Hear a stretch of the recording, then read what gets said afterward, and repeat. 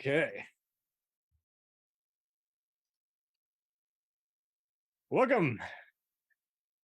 I'm a private who's not talking about his privates, and here I am with Sergeant Justin and Commander What's Michael. going on? Welcome. How we doing, man? And we are not saving Ryan's privates. Tonight we are Tango down. We are sniping away, trying out different shotguns, and embracing the world of the chaotic movie referencing Call of Booty. I'm sorry. I'm gonna keep fucking around. Man, you got all the jokes today, man. Yeah, you do. No, we're happy to be here. This is the first podcast long time coming. we've ever from the Call of Duty casuals for those who should be listening to more gaming podcasts. And I'm glad to have you guys aboard. But altogether, this was fun to talk about because if there's any over the top video gaming world, it's probably the Activision world of Call of Duty. There's just something about it where everybody's heard about it at some point or another.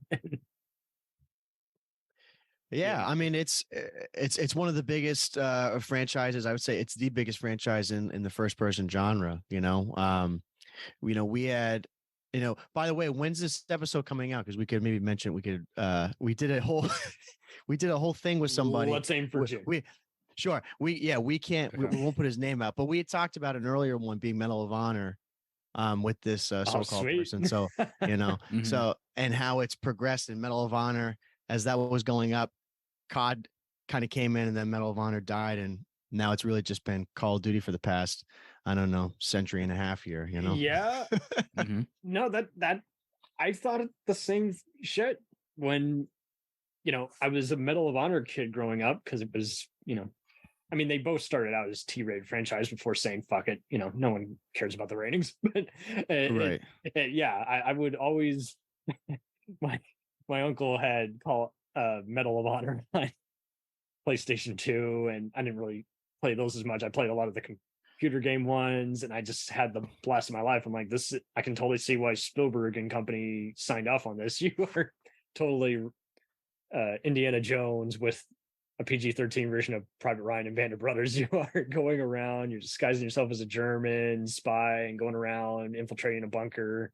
And of course, I dick around and, commit friendly fire and get suspended from gaming. But anyway, it was when Medal, I played some of the Medal of Honor World War II one. It was interesting, but I just never stuck with it as much. And then when Modern Warfare came out, it was like, whoa, okay. So this is made by a bunch of geeks who really love a lot of the Jerry Bruckheimer blockbusters and other, 90s classics. That they got a bunch of these other voice actors, everyone from Patrick Warburton and Barry Pepper to Katie Sackhoff and Gasper Van Dien. It's just like everybody, a who's who of geekdom. And then, after playing Black Ops 2 and some multiplayer of that, I just have not been able to keep up with it. All the remasters, everything, all the characters they're even resurrecting or having played. I mean, but I hats off to doing the remaster and deciding instead of just releasing the same goddamn game, just modify the story a bit. It's kind of like a director's cut, a movie. It's a whole different thing now. Right. Yeah, I mean, Justin, you can definitely speak more on like how your entrance into COD, because you were just around, like he'd mentioned, the Modern Warfare time, and we talked about that on our podcast before. But that's more or less where you came in.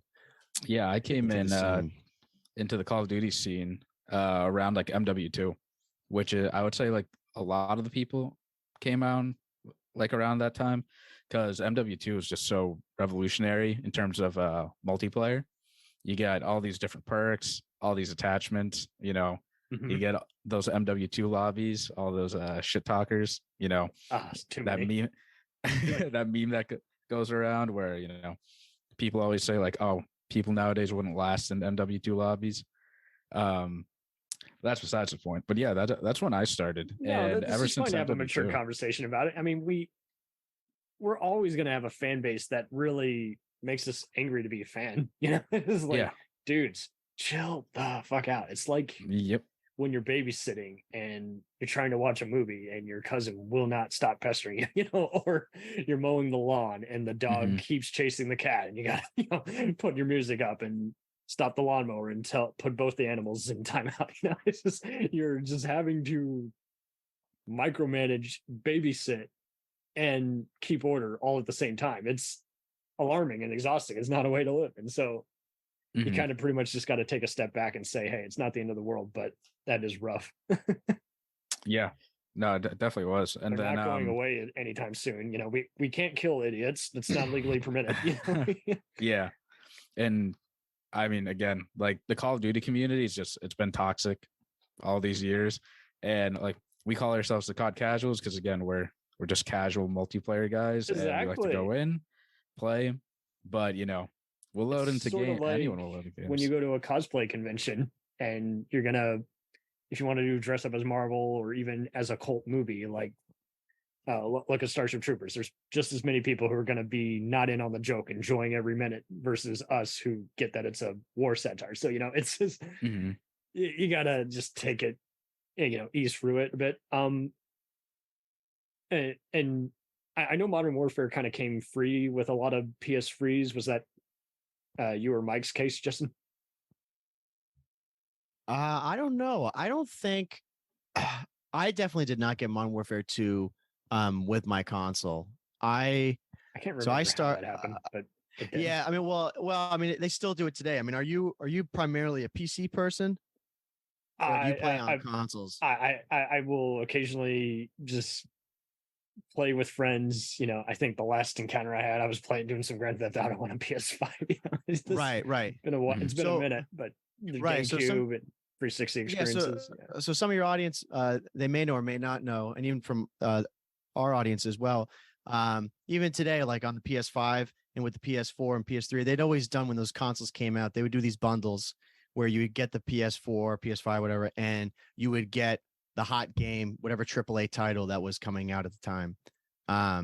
So it would not surprise me if there was a bundle at some point where there was a PS3 with Modern Warfare 2. They used to do too. I know you remember, Justin. They would do consoles that were specifically designed for a certain game.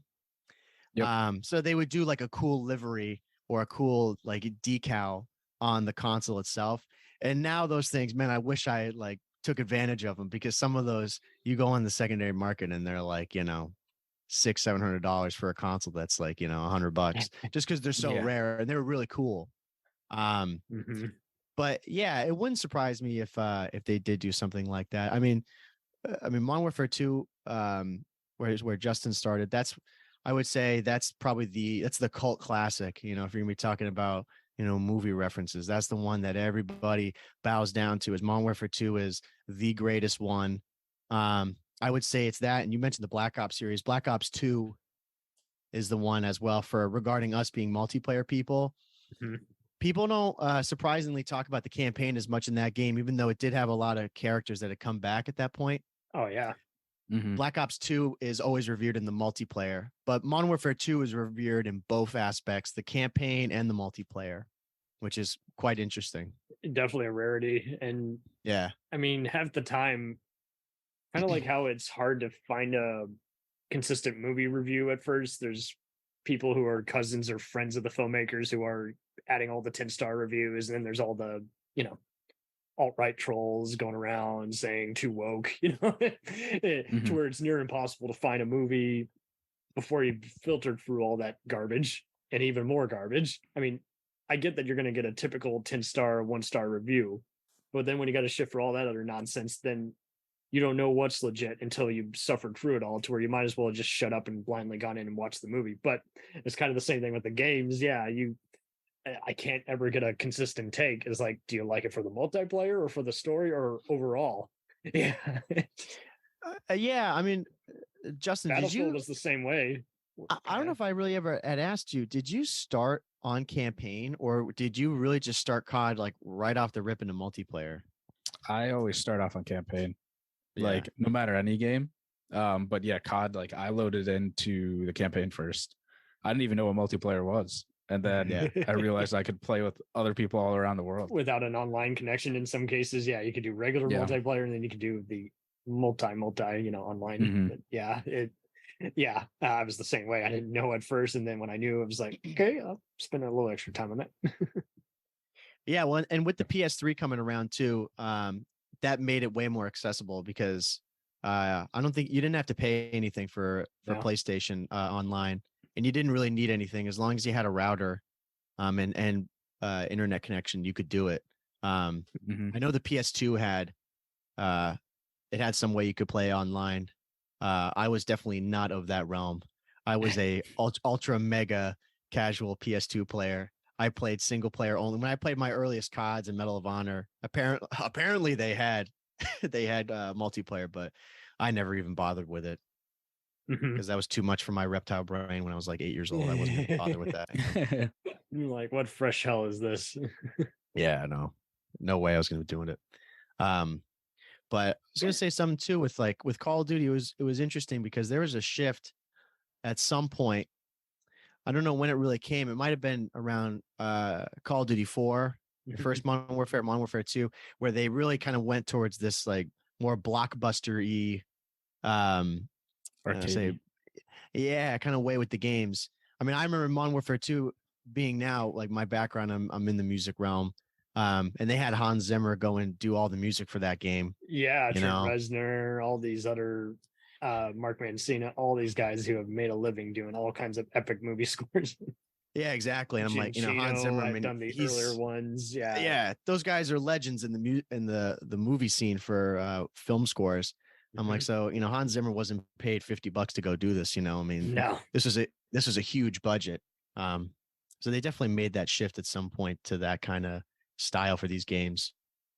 And I gotta ask you guys about this. I've been seeing it just constantly just circle around on Facebook with the Activision being considered getting bought by Microsoft, and it's getting cock-blocked by both Sony and plenty of other guys. I think Apple was one of the other ones. Yes. You're like, no, don't buy it. What do you think the turnout of that's going to be? Yeah, I mean, personally, I think I think it'll pass. I think as long as Microsoft shall pass. As long as Microsoft doesn't, take away the Call of Duty franchise away from the other systems, which we've heard rumors about, because that would just take away so much of the community, like players on PlayStation like us who started on PlayStation, or even now they're expanding into Nintendo, which I don't know how that's going to work. Yeah. What does that mean? Yeah. And like even the PC players, I'm not sure that's a good thing. Yeah. And as long as they don't do that, and it's more they release these games for Xbox Game Pass, so everyone on Xbox can go and enjoy all the other games without paying X amount of dollars per game. I think it's all right. But if they have like a strict cause where it's only on Xbox, it's Xbox exclusive, that's a problem, especially for us, because I had the original Xbox, and the original Xbox was modded. So yeah, didn't really get to they do a GameCube or level where you can't back up the previous game, then, and PlayStation's been doing that lately. And I'm just like, guys, people want the old shit. There's nothing better than when you take out even a classic game like Mario Kart or Mario Brothers, Melee, or even freaking Crash Bandicoot. There's nothing great like introducing this to even, most of these gamers got kids too. They want to be able to play something with them that they don't have to worry about. Yeah, it's a lot to consider. Yeah, I think splitting like what's going to be available on consoles, I think that's always a really risky move. Making sure that these games, like especially like Call of Duty, or just like you mentioned a whole bunch of games there, that if they can be accessible and playable by multiple platforms, that's just going to be overall best for the community. We had talked about in one of our episodes on our podcast about the potential of the quality of these games going down as they have to divert resources and just manpower to go and make these games on other consoles, which is a real thing. And I take it you've heard some of the programmer stories, how it's pretty much like a writer's room in Hollywood, like 90s, where everyone's just mad at each other all the time, kind of getting too cute for their own good. Yeah. Yeah, absolutely. I'm sure everyone wants Activision to merge with someone else who doesn't piss them off all the time, but at the same time, I don't I mean, it is almost kind of like some of these movie studios who secretly hate their fans, and that comes out, and then they decide, oh, let's just change the programming now that we, you know, ruptured the floor here. And it's like, well, no, people like your product, they just don't like you. Yeah, Activision has a very interesting background. Let's say that, you know. Especially in the multiplayer scene. Especially you know, right now, current game of MW2, which is not MW2 2009, it's MW2 2022. There's a lot of bugs in this game. There's a lot of things that people don't like, a lot of things that Sledgehammer, the developer, or sorry, Infinity Ward, the developer, that took away for whatever reason, and they're not really listening to the community. So that's been a struggle a lot this year. Gotcha. Yeah, that's rough, because it's got to be hard to do your best on a game if you don't like who you work with. I can only imagine programmers who basically their job is to just filter everybody out, get a donut, you know. Yeah, I think it's a combo of you know, what the developers want, and then it's also what they have to do, you know. Like, you know, what will actually happen with whatever budget and timeline. Yeah, you know, I'm not going to pretend to know, you know, to a great extent about that stuff. But I'm sure that they have certain constraints and stuff that they have to be within, like any other job. You know, they have bosses and they got to listen to them, whether you like it or not. You got to do it. So I'm sure there's a lot of times, unfortunately, they just kind of bite their tongue and they're like, "Yes, sir. Yes, ma'am," and they just do it. Yeah, but exactly. At the same time, you're sassy. You know. Yeah, exactly. They're like, they look at their salary and they're like, they'll look at the salary that they got and they're like, yeah, I'll do that. Screw it, you know? Right. Or, I mean, I'm sure half the time, if they're that big a dickbag, these admins, I'm sure half the time they ask for certain stuff to get done and they just say yes, but they don't do it. It's like, who's going to know? You guys don't even play these games. You just see the cinematics and trailers, you know? Yeah.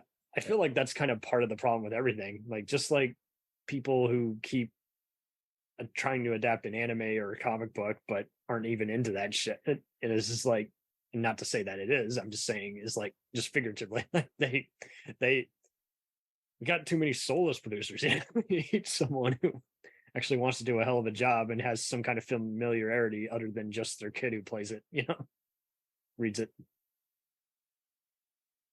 Yeah, no, I agree with that. And I mean, I get that it's easier said than done. There's so many who want the property just for the sake of it. And I'm sure there are a lot of people that work at these developers that they want to make the game better. They want to listen to the community. But again, like, maybe their boss or their manager's like, look, we're not paid to do that. Like, we got to get this done by this date. This is a deadline, right? And it needs to get done, and we'll push it out. And there'll be plenty of time to elapse. And you know how it is. It's just like with any administration or job thing. You can't say that they're all not doing their job, but it can be very efficient if, again, the main king honcho is pissing everybody off, the face of the company, so to speak. So yeah, I mean, kudos to them if they can get some different management. You know, if they got to just let someone go who is just continually releasing all these ignorant press statements.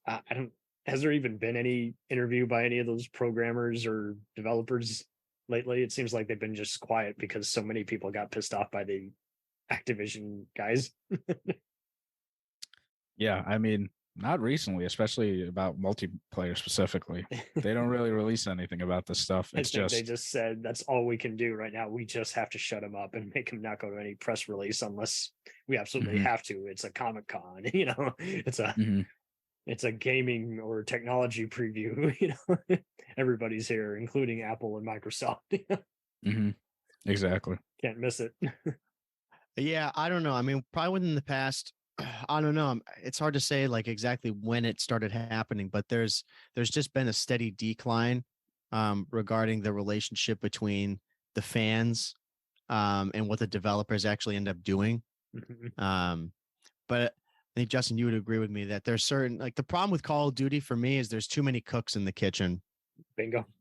You know, there's too many teams that develop this game and have different ideas on what it should be and different philosophies on game making and especially They making don't like Call the of same Duty. kinds of movies either. It's so wild how Ghosts had so much fanfare and it was considered the worst game in that franchise.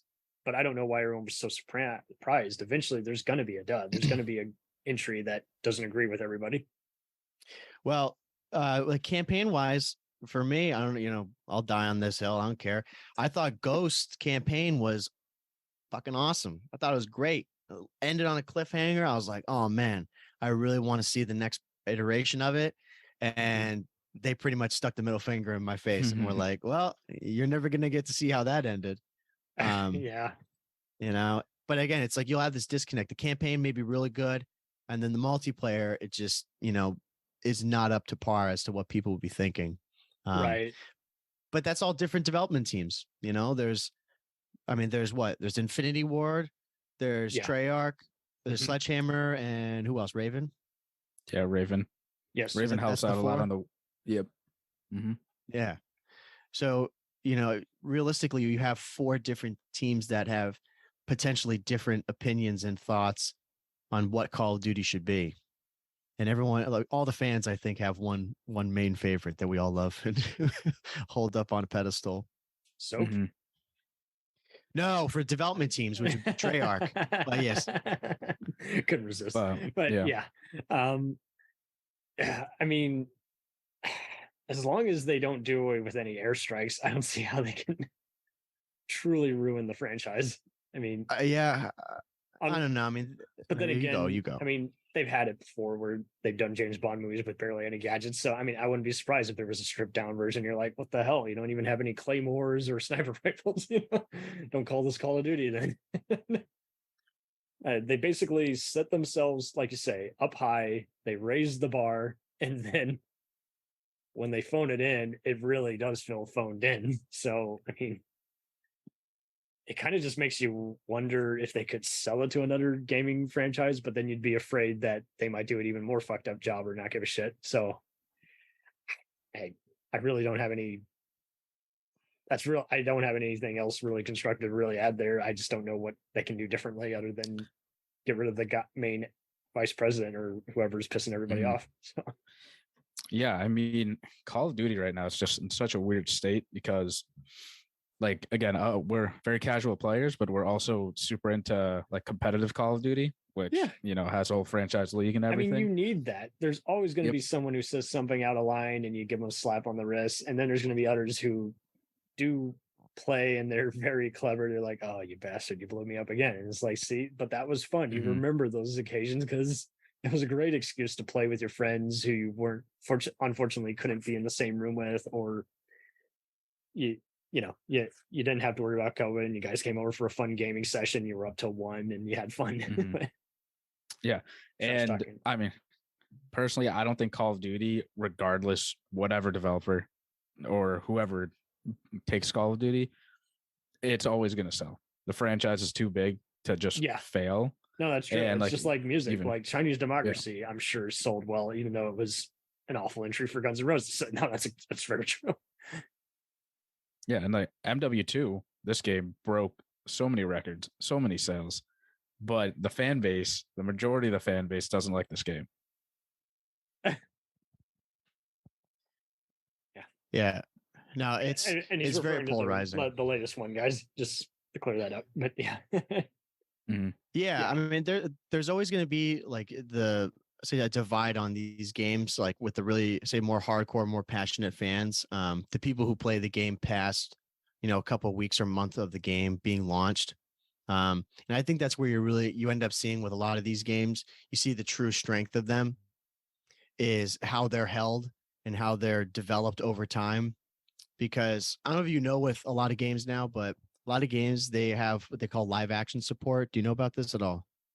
I actually do not know about this. It's not a very, very new feature.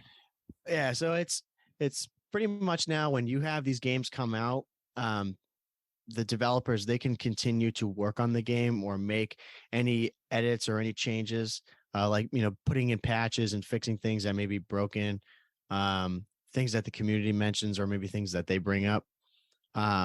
which is definitely a pro, I would say, because of technology. It's great that you can do that.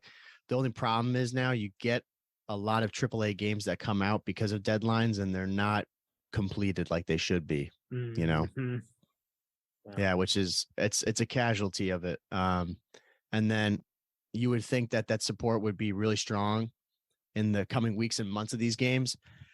And I would say, Justin, you can tell me if you agree. And I think that's definitely one of the lacking things with the most recent games is the lack of continued support with them after they release. Yeah, it's kind of like almost on autopilot at that point. It's like people go into a rock or rap concert, but you see them just looking very miserable. They're here because they want to be, but they really still are unimpressed, and they're like a year away from giving up and leaving the fan base. But it's just sad because if you're a fan and if you're in the same room with all these other people, you know, you feel that. You feel everyone kind of slipping away and being like, yeah, this does blow. Yeah. No, that's true. Like we've been playing COD for over a decade at this point now. Yeah. And Modern Warfare recreated the whole saga in 07. I can't believe it as I'm saying that. 07. Freaking 7. I know. And like, not to go off topic, but I think a big part of this live action support and like problem is because of Fortnite when this game came out, because Fortnite introduced, you know, it's a free game. You get a full free game, multiplayer experience. If you want to spend money, buy the battle pass for like $10. And a lot of these developers, like Call of Duty, they adapted this battle pass, and you know, they're just going to continue to sell so much off of this battle pass until everyone stops getting suckered. I mean, Electronic Arts is probably the worst. I don't know if you ever played these new Battlefront games. I was just like, when they came out with Battlefront 2, I was like, fuck you, Disney and EI. To literally, if you want to beat the game, you got to be a billionaire if you want to buy everything. And I mean, I even did that. At that point, I was already just getting disillusioned with Star Wars before they recreated it and made be a TV show. But it's a good contrast in that if you just feel like people are just oversaturating a product, that's where you step away and you revisit it in 5 years down the road, which is what I did. You know, I don't have to see it all now. I don't have to be a part of it. I can let everyone enjoy what they want, even though when I'm unimpressed by what I'm seeing. And I do wish more fandoms would do this. It's just like politely just step away. You don't have to go on social media and be a C word. You don't have to be just like stuck up about it. But at the same time, like, yeah, I mean, there's plenty of articles about that you'll see, you know, it's like everything great or wrong with Call of Duty, you know, but see, that's clickbait. That's not really meant to open up a conversation. That's just meant to get easy clicks and make easy money for, you know, people who shouldn't even be writers. So I do hope that, yeah, there can be kind of a healing process where some new guy comes in or just some other company joins the process and actually, like you say, diffuses the whole too many cooks and says, you know, we got COD reference there. You're all full of them. Something instead of just like keep going with it, even though it's a broken, you know, train on the train tracks. Yeah, I think the idea of like these games, they come up with a really good idea, like Fortnite did with the battle pass and having a free game. But you mentioned the word oversaturation, and that's a perfect word for it, because they set the trend, and then Call of Duty and every other first person, third person shooter sees the potential of this idea and they beat it to death, you know, until the fans inevitably end up hating it. I mean, Justin and I, we talked about this, man, with Assassin's Creed a couple of nights ago. It's the same thing on game concept, not even on like, you know, a monetary thing, just on the actual concept of a game and how that can be beaten to death until the fans don't want it anymore. At least they take a step back and listen to the fans. Meanwhile, you know, Call of Duty, not, you know, like I don't know, Cam, if you haven't played the new game, but I should. I just don't have a PS5. in Black Ops 2, for example, right? And every other COD, when you look at the mini map, if someone fires, there's a red dot. Because in this game, there are no red dots because their whole they believe that removing red dots from the mini map makes it equal for every player on the map. So they're trying to make it where the casual players are all like having a ton of fun. But like, you know, our argument is that if you're a very competitive player, you're going to go through hoops, leaps over everything just to be better at the game. You know, that's just one example that the COD community is really upset with, that there are no red dots and no one's ever complained about having red dots on the map. So why take it out? And two, with that whole thing, before you go, it's the way it makes it even compounds it is they tried this in, what was it, 3 CODs before, I believe. They tried this in Modern Warfare 2019. They did it in either the alpha or the beta, I can't remember. And everybody was against it. So they went back to how it's been. Then they tried it in the next one after that, which was Cold War. And everybody still looked at them like, we haven't changed our minds.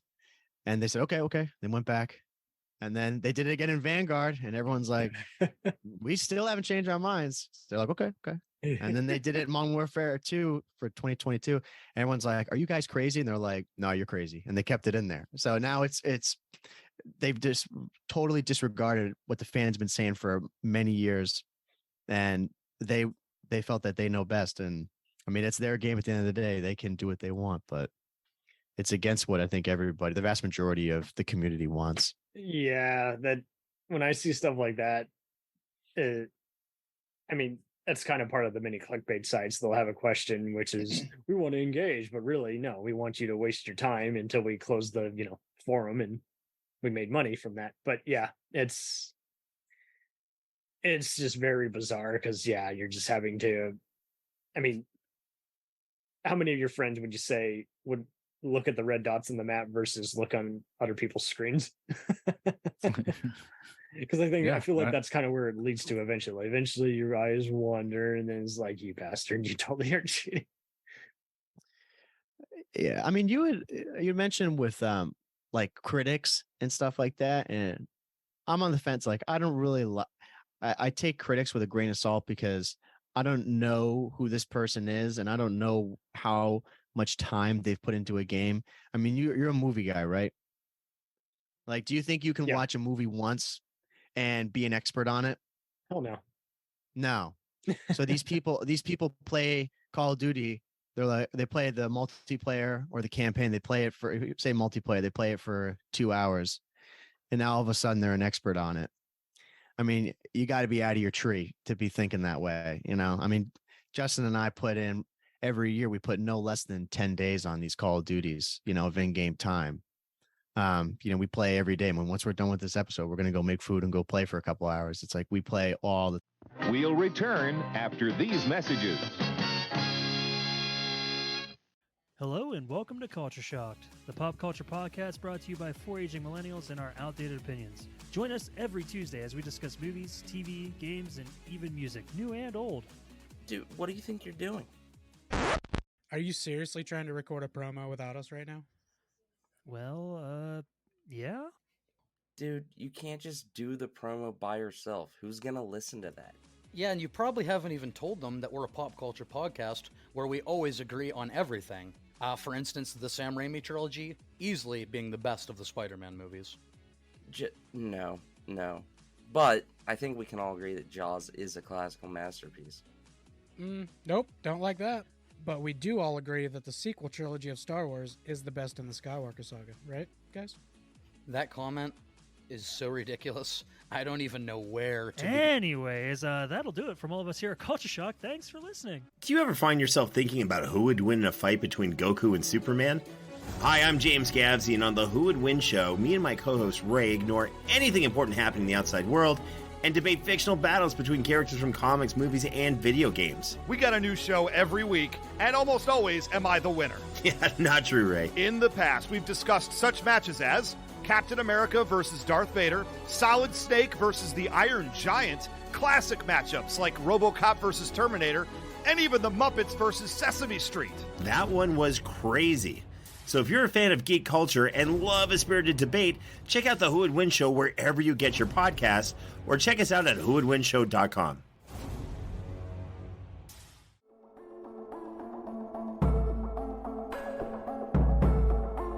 We let things pile up in the DVR, we add them to our queues, we wait for the DVDs and Blu-rays. We time shift. The Time Shifters Podcast. Sci-fi, horror, fantasy, superheroes, comedy, action, film, television, maybe some not-so-current events. Find us on iTunes or at timeshifterspodcast.com. Cool thing about Blind Knowledge is we are in multiple countries. We are worldwide all across the globe. We are in the US, we are in the UK, we are in Canada, Germany, India, Japan. We're in Australia, y'all. BlindKnowledge.com.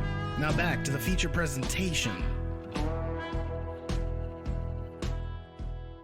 Dragon Ball Z, One Piece, Naruto, all things that we love, all manga that were originally published in the legendary magazine Weekly Shonen Jump. But not every series can run for 300 chapters and have a hit anime. This is David. This is Jordan. We're the hosts of Shonen Flop. Each episode we look at manga that ran in Jump that didn't quite make it. We discuss what it did wrong, what it did right, how the series could have turned itself around, and ultimately, was it a flop or not? Run all your favorite podcast apps, and you can find us at shonenflop.com. Keep on flopping, floppers. Time. So listening to people who say, you know, the pros and cons of the game, I'm like, I don't know how much time this guy's really put into the game. You know, how can they really rate this game on any scale if they haven't really like dived into it? You know what I mean? Yeah, it's just kind of, it's like the world doesn't want to breathe. They just want it, and we want it now. It's like, what?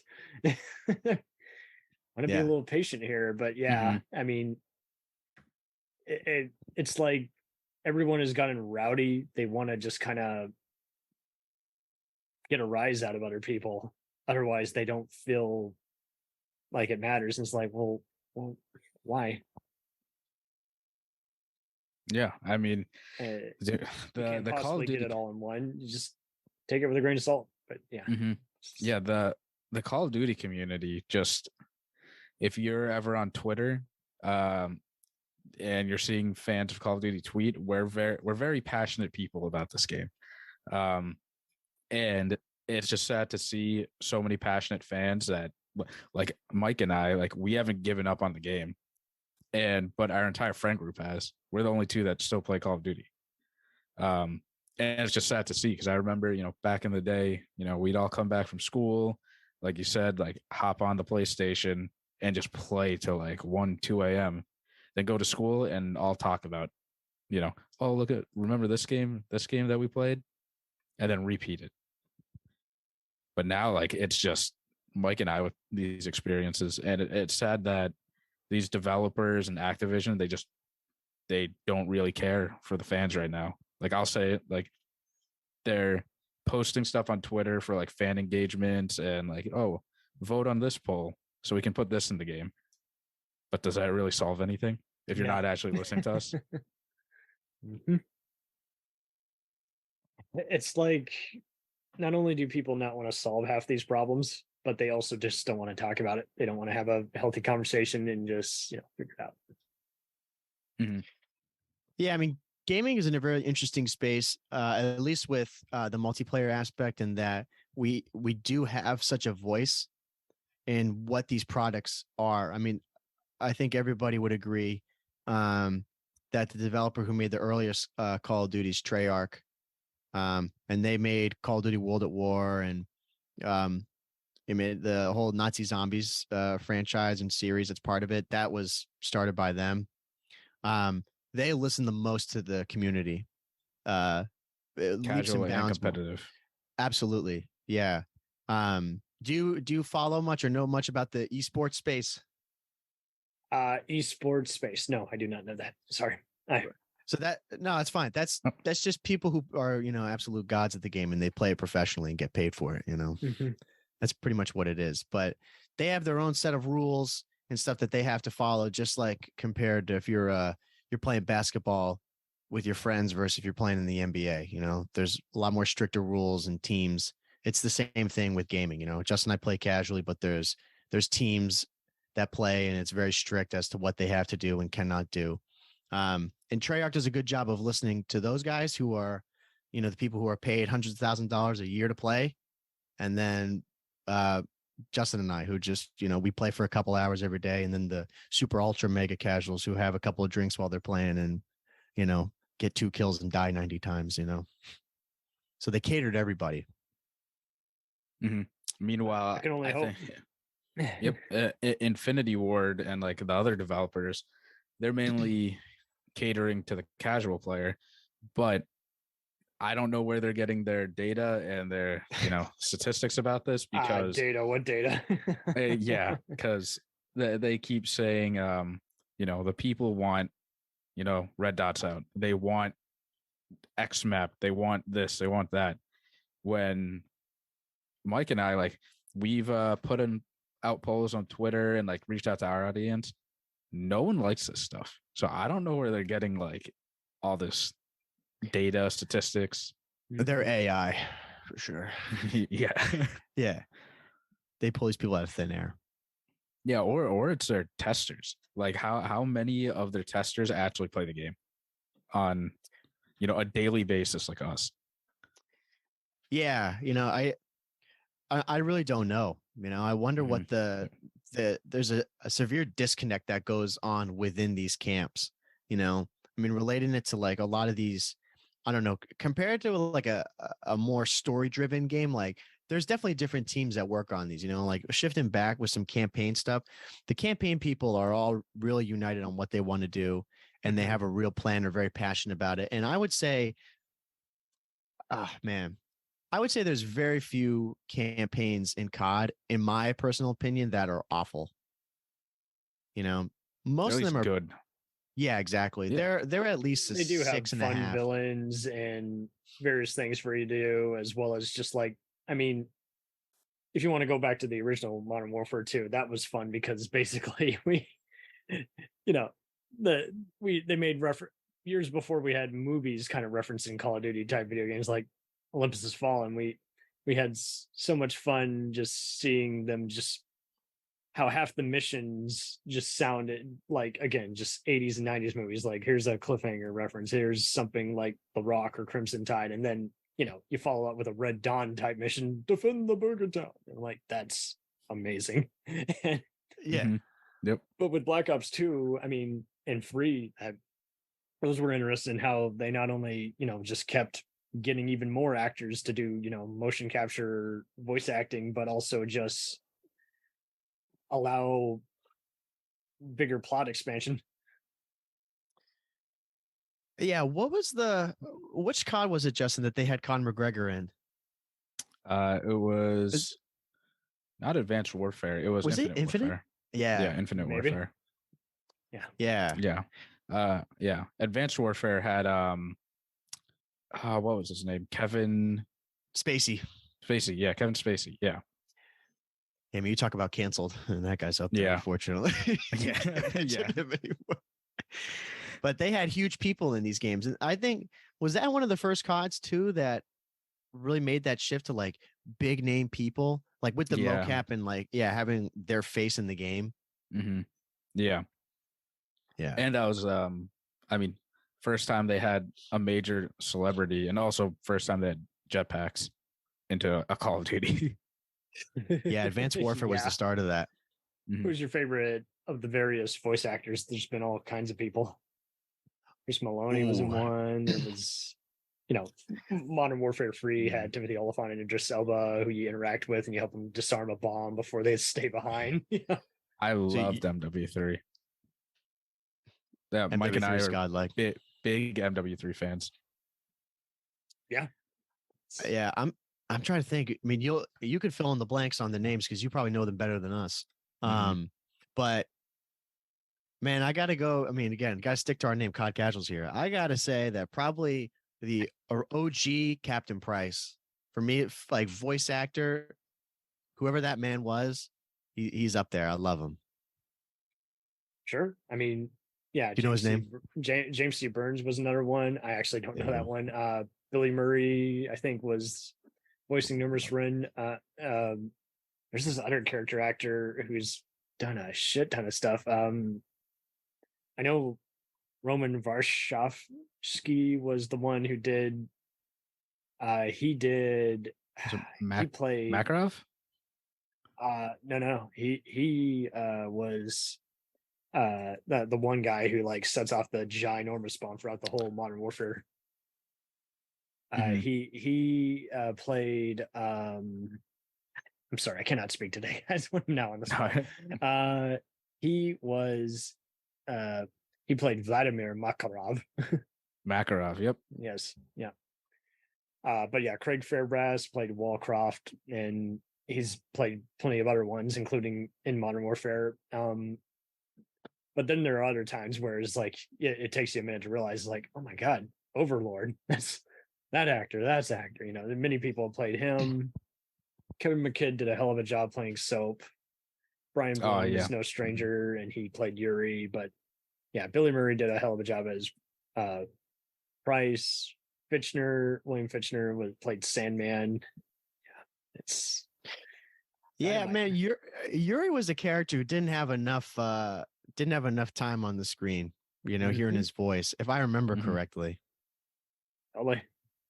Grant McTavish, Hakeem Kazim, Michael Cudlitz, and Mark Ivanir, and Robin Atkin Downs are all no strangers to, voice acting. Just all did a hell of a job because.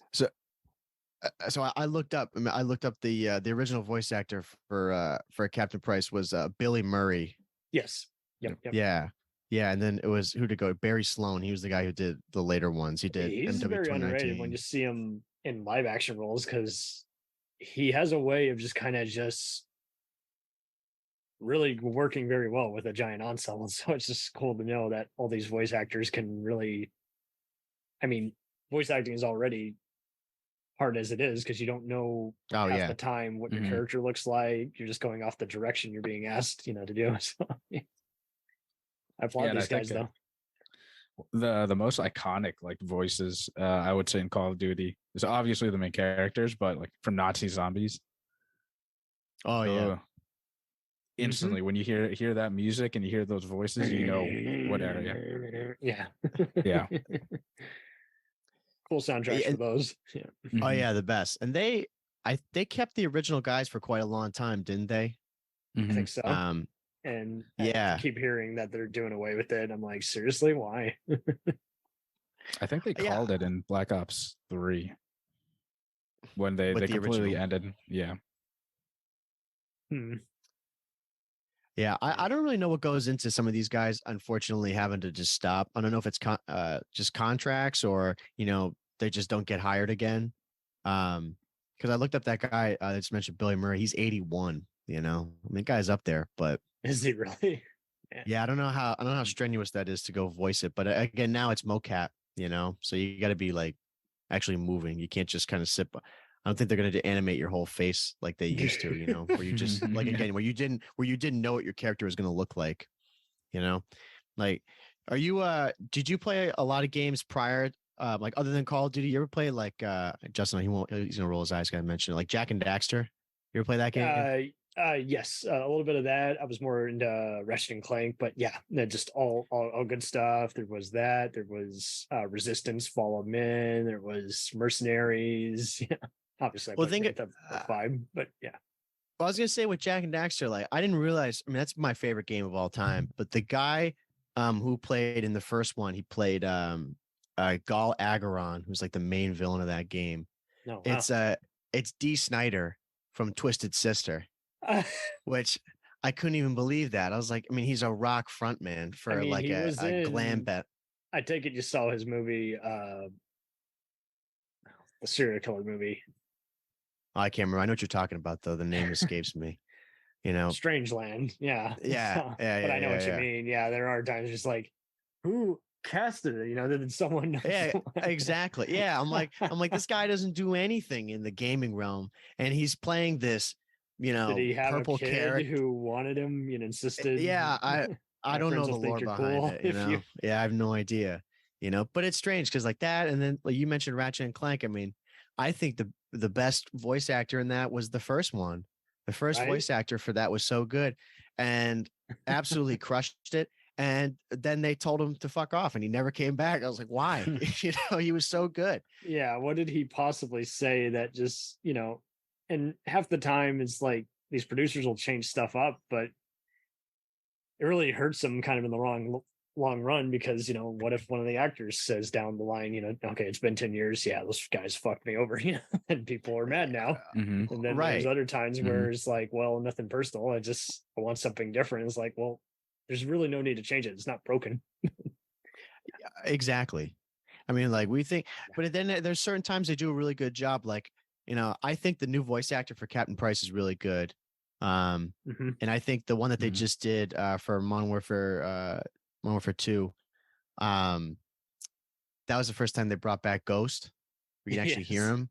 Yep. Mhm. Yeah, and Ghost he was a really the guy who did a job on him was fantastic.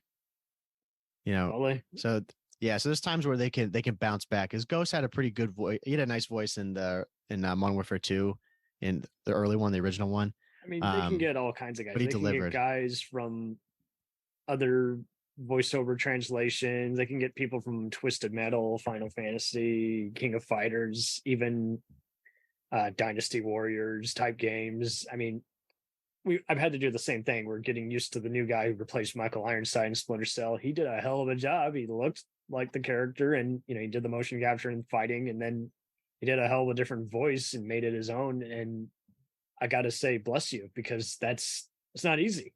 It's not easy at all. So to be able to just make sense of that role, take it over, and not offend any fans who aren't ready to adapt to a new modification, that's pretty cool. But I still also got to applaud just like some of these other guys who are making a killing, doing all these cartoon, anime, and video game voiceovers, because it all kind of runs together after a while. I was hearing a funny interview with Jeff Bennett on the Funny Science Fiction podcast, and he's like, half the time he has his IMDb open because he's just waiting for someone at a Comic-Con to bring up something that he's not ready for, and he doesn't want to risk offending anybody, even though tough shit, I have 300 credits. There's no way I've seen all of them.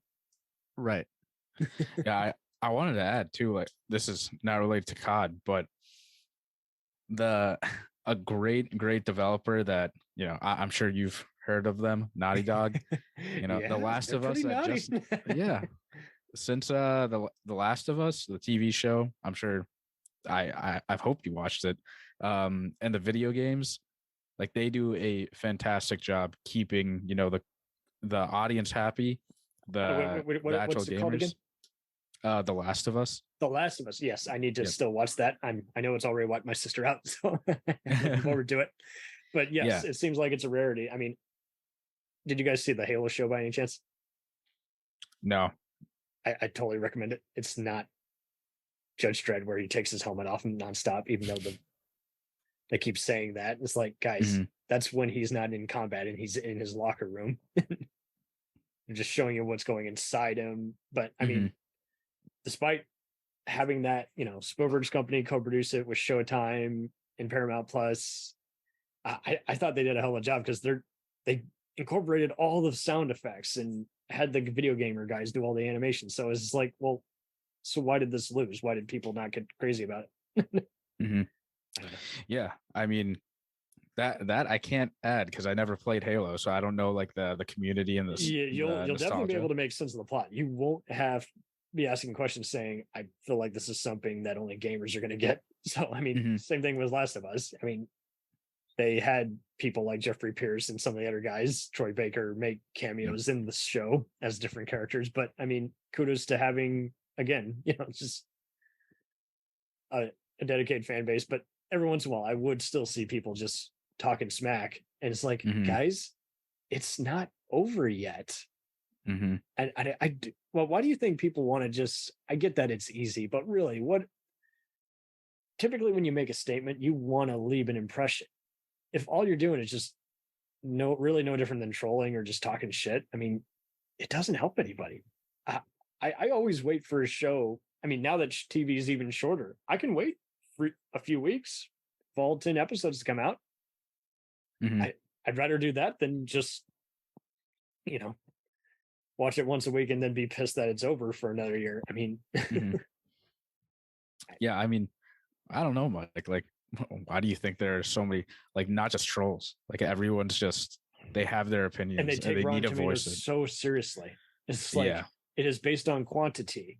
It has a 90% because there were 45 positive reviews and only 5, negative reviews.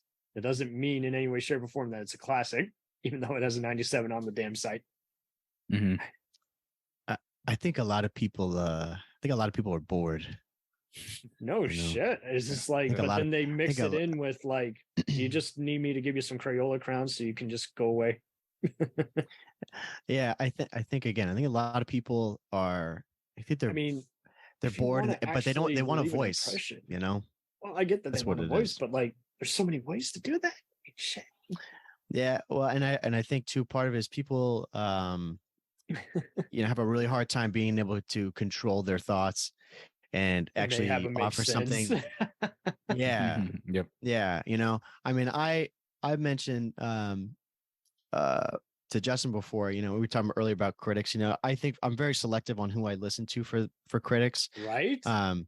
You have to be. However, there's a guy in the gaming space. He's a big guy named Luke Stevens is his name. And you ever heard of him before? I've not, but I'm he's tempted to find out. Yeah, his whole channel is really just based around like critiquing games. Right. Which again, if you're into that, you like it. If you don't, you'd hate him. It really just depends on what he's trying to go for. Because if he's just doing a rant, I'll probably tune out. But if he's actually trying to be amusing and then like he's using the humor to get everybody's attention, so now you actually listen to his concrete points, then that's cool. I'm the same way. Yeah, I think I mean, humor is some part of it, but the thing that I do respect about him a lot is that he really puts in the time with these games. Like I was mentioning earlier about, I hate when people are going to comment on a game like in Call of Duty and they're level 25. I'm like, dude, you have, you're invalid. I don't care what you say at all. Yeah. It's like a rich person trying to give advice to poor people. It's like, fuck off. You don't have the world to worry about. Yeah, exactly. Like, if you were born rich, it's like, it's hard for you to try to relate to anybody, it's like, it's these guys who they play these games for 20 minutes and they're like, I'm an expert on it, I think we would always ask my mother was really good at opening those constructive dialogue. My dad was good at encouraging us to be discreet and very layered with our conversation skills. And we'd say it all the time. We'd be watching something stupid that's just on in the background, like American Idol. It's like, why are these celebrities telling us to adopt children when they got millions? These gamers or ex-criminals telling us to stay out of trouble when... Yeah, but he offers a good perspective on a lot of these games because again, he puts in the time on them, and he is, I would say for the most part, he's relatively fair. There's times, of course, like any critic, you're gonna, in anybody's opinion, you're gonna agree and disagree with them. Like I'd say, like Justin and I with this COD, like I really like Modern Warfare 2. I think it's like the base game itself is really good. That being said, though, there's a lot of things that they have neglected and changed for no reason that have really hindered it. And the potential of that game, like it's about here. The potential for what it could and should be is like there, it's very close to being a really, really good game. That's a memorable title because the campaign for that game is fantastic. But the multiplayer part, there's just a lot of things that they changed for some reason and it's let it down. And there's some critics that, I share the same sentiment. Justin does too. Like they have valid points that we would agree with. And then there's other times where there's people who just blatantly destroy that game and say it's the worst COD ever. And I don't listen I've to those never people played at all. another game before, and it is absolutely atrocious. Yeah, well, and you check this person's comments. Drop the mic, Michael. And they said the same thing about Vanguard. They said the same thing about Cold War. They said the same. Basically, it's like that. You don't offer anything constructive, So why listen? You know how Rotten Tomatoes is always in a scandal. Did you ever see that article about that one critic who literally said the same thing about every single Chris Nolan Dark Knight movie, and he would just change the title, and he was there you waiting go. for it to catch on. And that's when I stopped taking certain critics seriously. It's like, so some of them are online bloggers who have somehow been able to register as a critic and pollute this shit. So it's like, it's amazing how we're kind of at the dilemma where anybody can be a troll, anybody can be a critic, anybody can be a gamer, and anybody can be a douchebag. But it's just funny how we have to break this down and remind others is like, if you're really angry at this, then do something about it. You know? Yeah, exactly. It's like, more than just kick the guys off the servers and all that. Like, just give a very straightforward warning. Stop being a dick. Yeah, provide some like constructive criticism. I don't want to deal with you right now. I can't fix you. I can't pretend to fix you because I'm not a counselor and you need some help. Clearly, if you're making, you know, all these tasteless jokes and trying to see, I mean, I get it. Sometimes people are doing that just to rile people up. They're like a shock jock, but then there's the other ones who's like, yeah, no, you're just scummy. But let's just have you leave the room since you're not only keep teabagging all our dead players, but you're also just you're not helping anything really. You're just in the room. It's like when you're at a party and you just politely tell someone, please leave. You know, just, you've not only pissed everyone off, but like you've killed the vibe in the room. You know? Yeah. No, I have a whole like opinion about critics. Like Mike said, I hate most critics because they don't take the time to actually analyze whatever they're reviewing, whatever they're critiquing. Is like, if you know damn well this movie is not going to make sense in one sitting, like a David Lynch film, then why even give a review? But then there's other people who want to act like, oh, it's final. I'm like, it's not final. 10 years from now, we're going to reevaluate this thing. Are you kidding? I think a lot of people are just very short-minded nowadays. They really are. Yeah. And I'm sure like social media like plays a role into that. Like short form content is huge. And that's why everybody has an opinion so quick, and then they must tweet about it or post about it so they can get clicks. Yeah. And people will still hate read it. And exactly. More than hate watching, they're hate reading it. And I value my time. I'm just like, no, and no. It ends the same as it ends. You know, it's the oldest trick in the book. Don't bullshit a bullshitter. You know? Exactly. And Call of Duty, you know, the COD community has plenty of that, and we don't need more of that. No, we don't need more of that. We don't need more people to uninvite and say, hey, you know, take a walk and don't come back. Exactly. So what I'm reading of these comics so far for this other upcoming special, it seems like that was some fun fanfare. I would like to see some more kind of merchandise for Call of Duty. I think that would really heal a lot of the wounds. If there's anything else you'd like to see from this franchise, crossover into some medium, t-shirts, mugs, what would it be? Ooh, Justin, you start that one up. Oh, damn, man. People made this spot. Oh, shit. Besides firing the vice president. Oh, man. I'll start. Things that I'd want from Call of Duty. Man, that's a loaded question. I mean, you know, I can't. Just one thing. You don't have to. A good set of ears. Yeah, that's what I'd want. There you go. More of that. Yeah.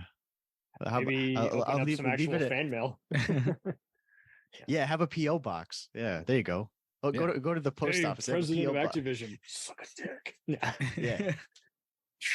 Yeah. No, I mean, being more serious though, I think it would be really good if they had, so like there's an amateur league in Call of Duty, and they have a guy, Justin, Daniel Sai, what's his name again? Yeah, Daniel Sai, yeah. And he's more like he acts as the liaison for the person who goes and connects from what the players say to the people who are developing the game. Now I think he's done probably as best as he can with what he's given in his particular situation. But something I would like is I wish there was a real concrete way for the casual community and professional community to be able to contact or at least speak their voice to see changes that are actually going to be implemented. Some communication pathway. That's what I would want.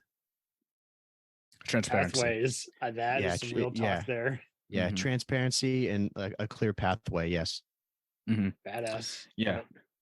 I would agree with you, Mike, and just more fan engagement and actual fan engagement, not just posting, what do you guys want? And then not even listening to it in the end. Right. Don't give a shit. Just doing it just because it's required by corporate. Yeah, exactly. And I guess like on the more fun side, I think they need to do more like cool like collector items and like I get that collector it's editions. hard. There's been plenty of times where I've asked people, what do you want to ask? And if I'm getting just smart ass questions, I stop paying attention after 5 hours. And I've gotten them, trust me. I was interviewing the Friendly Atheist, who is Hemet Mana, and he's a pretty cool guy. And it was one of those, is like everyone just kept giving me trivial questions about God. I'm like, okay, I'm waiting on an actual question for you to actually ask the dude instead of the smart ass. I get it. I'm laughing inside, but I'm glad for the engagement. But seriously, what the fuck? How do you want me to ask this? I think they need to do more like collector editions. That would be my fun. Because that's true. Yeah, the PlayStation would do that for a while. The best of PlayStation was. I always loved collecting those because those were fun previews. You know, just and I sample packs. Yeah. I'm an adult now, so I can spend my money. Are you? And Are you? Yes, I am. I am. I don't feel want like I those ever like grew collector up. items. I'm just kidding. I don't think I did. Well, in terms of video games, I didn't. But I want those like old collectible items. Like you can see up here, like right here. I have like the Assassin's Creed Brotherhood Collector's Edition. Badass, man. That I got from Mike for my birthday, and then I got the MW3 Collector's Edition. Let me go shout out because we're homies over here. I got it right next to me. Shout out. This is what he got me because we love each other dearly, good friends. Yeah, Justin got this for me. You know. Yeah, Justin. Still to this day, I can't believe you found this shit. You know. Yeah. So what is it? That's a World at War. That's the 5th one, and they returned to World War II. It comes with a flask in here for when you're having a rough day at work. You can go and throw this in there. You know. No, it's just it's cool. No, it's cool though. I mean, it's like it's great. This is all just cool shit that when you're older and you're feeling nostalgic, you can have this stuff. You start up this conversation. It's like, remember that time you gave me this? You littered my office with that. That was the coolest fucking thing ever. And it's just, it goes on, as opposed to remember that time I owned you. It doesn't have the same effect, unless there's a more funny part about it. Like, I would have fun playing this with even family. Like I would play this with my dad, who wasn't very good at it, and he would just guffaw because he would always try and stay close to a landmine. And my uncle was the other way around, where he was all about martyrdom. He was all about suicide bombing galore. He wanted to shank you and then kill himself along with you and his bomb. And I was always guffawing, like, I'm not coming towards you. I'm gonna blow up your bomb. It's always those little things though that you're mentioning that I think in the moment you don't think about, but then as we get older and we get more gray in our hair and beards and everything, we think about it and you're like, oh man, those are actually really good times. Collagen. I'm just kidding. Yeah, exactly. Right. Yeah. Go get some dye, but you think about those things. You think about those things more and more as you get older. And like Justin said now, both of us are 25. We both have been working, and as we get older, I'm sorry. Yeah, right. Exactly. Stop. Because now that's very annoying. Young at heart, my friend. But we think about about how we want to kind of reconnect with these things. And I don't know if you saw it, Justin. I mean, the price was a little steep, but they were doing this thing. I think it's on the Call of Duty website. It's this ray gun that they have. Yes. Yeah. You see that? Yeah. I think I have seen a video. I didn't even mention that to you last night. That thing's reminded dope. me of some stupid comedy. I don't know why. I was like, of course, it's in Call of Duty. There is a lot of developers with a sense of humor. I think that's why it's cool at its core. These gamers are smart enough to know that the developers have nothing wrong. It's just the producers and the but they but what we're saying though, right? Is they have a ray gun. It's like people they don't know who are listening, right? It's like a very well known gun from Nazi zombies, and they've got like it's a, I don't know, like the 1-for-1 size of it, like an actual more like gun size. And it looks great, you know. I mean, I saw it and I was like, I could just imagine it on my, you know, as part of my collection. But I think it wasn't it, man. Tell me if I'm tripping. I think it was like $600, wasn't it? Yeah, it was. Yeah, like that's a little heavy. You know? Yeah, yeah. I was like, look, if we're talking, you know, a few $100 less, might be into it, you know. But that it could be something too that's like, it's just unbelievable quality, and you're gonna pay for what you get. But no, that's a really good one though, Justin. I didn't even think about that. Just cool collectible stuff. Yeah, because I think it shows that the developers actually care about the fan base. You know, that little extra effort of, you know, they're spending the extra I'll money be to angry manufacture. if I this find out head of development had to take money out of their pocket just to convince corporate to do that. Because then that's when you really know that, hey, the guys with the money, fuck you. I don't. Yeah, it almost makes you want to pull. I mean, I was mentioning Trent Reznor. I almost want them to pull there to be like a company as Zach who does the whole like leaks the game onto like a torrent site and says, "Steal it." You know, if that's what it takes to get the point across that something has to change, you know, go for it. You know, that's how idiots learn. Just because they got money doesn't mean they're right. You know, right? Exactly. But yeah, having like stuff like I mentioned there, like, you know, finishing up that whole collectibles thing. I think part of it too for me is remembering and being proud of your heritage, you know, like what they've made, you know, like they can't. I think a lot of times these guys have well, especially most people in the COD community, they've got, you know, like Justin said, short-sighted. They got, you know, short-term memory loss too. They don't remember these games, how good or how awful they were. It's like they're Star Wars fans. They're just coming on in blindly, and it was like before we even had these like it or hate it sequels, you know, people were just giving George Lucas shit, forgetting the fact that he created the whole thing. And then even before that, is like it seems like every fandom evolves. I mean, I'm friends with Adam Silva, whose job is to repair the X-Files fan community. I'm friends with another guy, Ryan T. Richardson, who has a bunch of awesome podcasts, and his idea is to remind people that 24 is still a pretty fucking awesome show. So, I mean, it's like, that's what you have to do. You have to be the savior of the franchise. And that's what it takes. A fan with guts, fan with love, and only love and admiration, instead of, well, I'll selectively kick you all out. You know, it's like, don't get me wrong. There's been plenty of awful Facebook groups. I was on because I'm already like on number 40 in terms of podcasts, I guess. I was on a psych TV show podcast, and we were joking. It's like, we don't even know where we're going to post this episode because there was one admin in a psych group that was doing a lot of gatekeeping. And it's like, fuck off. Right. This is related. You cannot say that a podcast is spam. Oh, you want people to listen? Well, yeah. And unite the community. Exactly. I don't make shit off a fucking podcast. Come on, chill. Yeah. It's just amazing how some people just want to. It's like I feel like they're going into Facebook. They're doing the whole automated, like, banning and whatever. It's like you use one keyword, oh, you're out. I'm like, hey, that was a request. It's a pretty big request to misinterpret as spam. Just saying. Unless you want to keep having that might even be it. Activision might.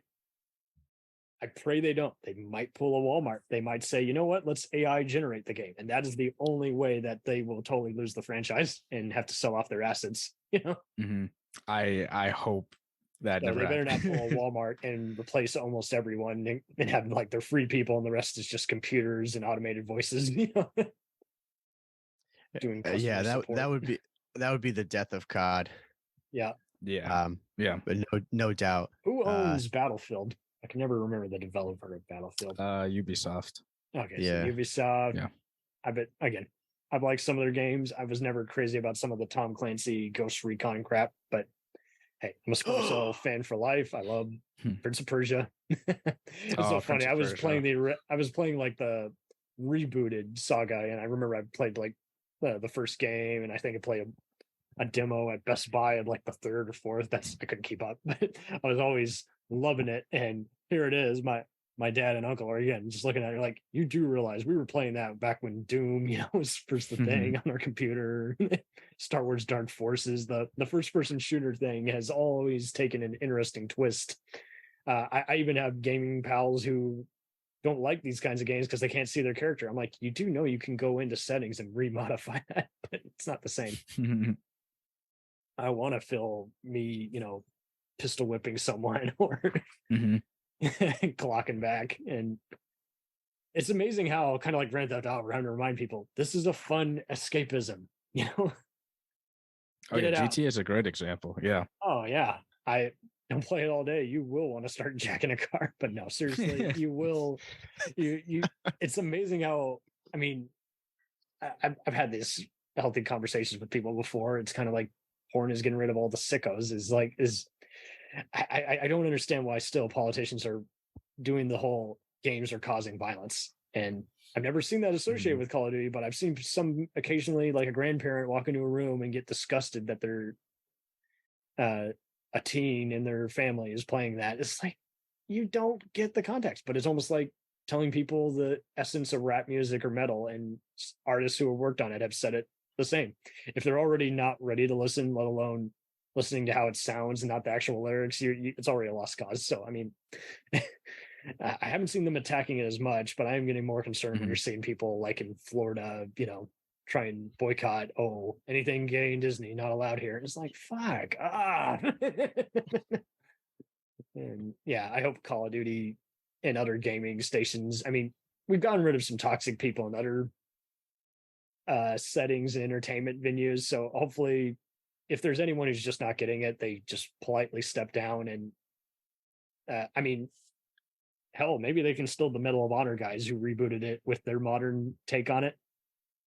I mean, that'd be cool if they merge together. Yeah, I mean, I hope so. Something I needs never to change played over that there. one, but I did see some of the gameplay and it didn't look half bad. It had like a giant CIA mission. It was looking like, once again, like Call of Duty and other modern warfare movies, and had a giant voice cast. And yeah, it just wasn't a big hit. I think they did one other one and then they just stopped doing them. They're like, we can't keep up.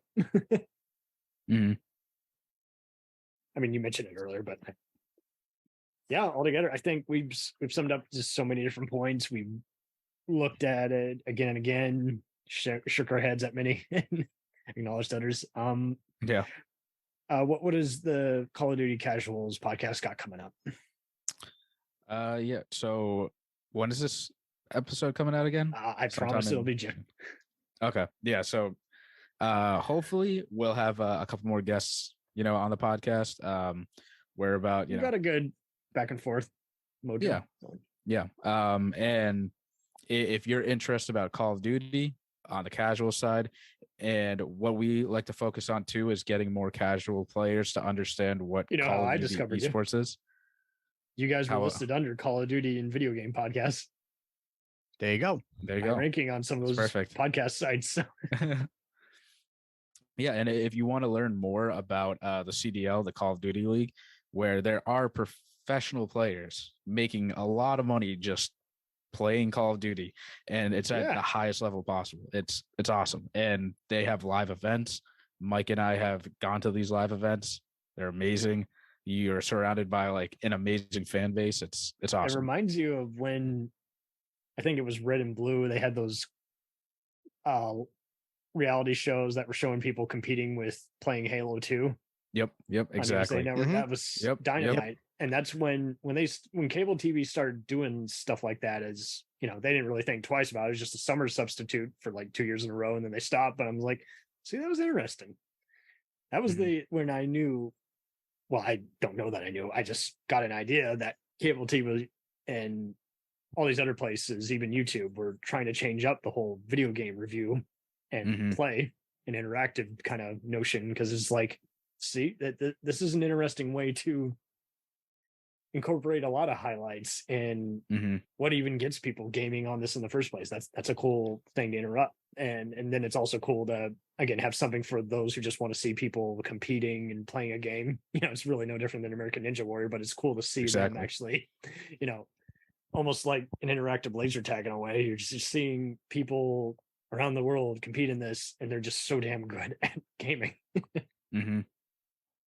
Yeah, absolutely. And for us, that's a big passion of ours. We've been following it for years and years, and been playing Call of Duty, like we said, for over 10 years. So 10 years, man. we definitely have a good amount of experience in it, and it's one of our main passions in life. So we want to try to share that with as many people as we possibly can, and use our platform to try to connect with as many people that are within the gaming scene, not even just in Call of Duty, to try to introduce them to this realm of the Call of Duty League and of just COD multiplayer, and meeting people who know anything about it and talking with them, like Justin said, going to these events, which some people find hard to believe that they exist, and then they see them.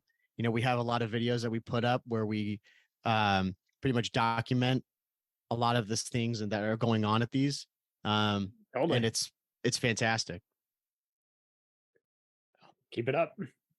Thank you. Yeah, appreciate it, man. We appreciate it. Wish the best again for all these gaming podcasts, to actually dissect it, like even some of these other comic book and movie themed podcasts, and actually create a narrative and create some other kind of interaction. Kudos to you. Yeah. Well, and again, thank you very much for having us on, man. We greatly appreciate it. Thanks for leading the way. It's been fun. Yeah. Right. Well, Godspeed to you all, and have a very uneventful rest of the night. Yeah, you too, Kev. Yeah.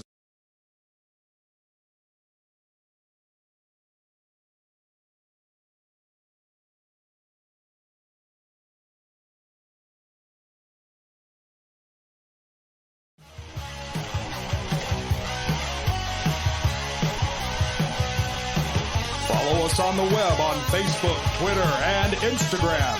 The podcast is available on Podbean, Spotify, iHeartRadio, Anchor, Apple, and anywhere else podcasts are available. Feel free to review our show and leave comments on any of those sites. Thanks a million for listening. It's a jacked up